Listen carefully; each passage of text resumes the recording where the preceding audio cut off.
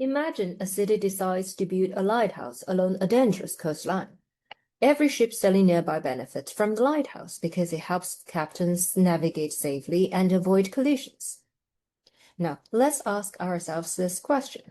Once the lighthouse is operating, can the government realistically stop one particular ship from seeing its lights if the captain refuses to pay? The answer is obviously no. And if another ship also uses the lighthouse, does that reduce the total amount of light available for everyone else? Again, the answer is no. This is why economists classify a lighthouse as a public good. A public good presents a unique challenge because the free market has very little incentive to provide them, and this will lead to market failure. Let's now begin with the definition. A public good is a good or service that is non-excludable and non-rivalrous. These two characteristics are essential, so let's understand each one of them carefully. A good is non-excludable if people cannot realistically be prevented from consuming it once it has been provided. Returning to our lighthouse example, once the light is shining, every ship in the surrounding area can benefit from it. Even if a ship owner refuses to contribute financially towards the construction or maintenance cost, they can still receive the benefit of safer navigation. Well, it is either impossible or very expensive to exclude non-payers. This creates an important economic problem known as the free rider problem. If people know that they can enjoy the benefit without paying, many people are going to choose not to contribute financially. As a result, firms are going to struggle to generate sufficient revenue, and they're going to have very little incentive to provide the good. Well, the second characteristic is non-rivalry.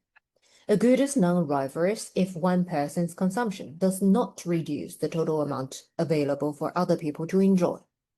Again, think about the lighthouse example. If one ship uses the lighthouse to navigate safely, that does not reduce its usefulness for another ship sailing nearby. Both ships can benefit simultaneously without competing for the service. The marginal cost of allowing one additional user is essentially zero. This is very different from most goods that we buy every day. Well, one useful way to understand public goods better is to compare them with other three types of goods in economics. Now let's organize them using two characteristics: whether a good is excludable or non-excludable, and whether it is rivalrous or non-rivalrous. First, we have private goods that are both excludable and rivalrous. Take a cup of coffee as an example.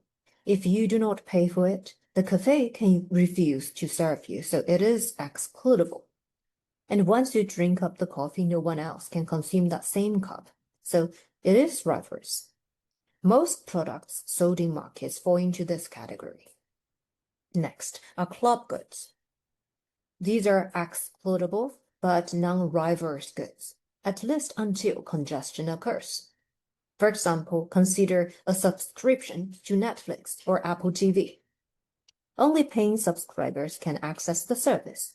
This makes it excludable.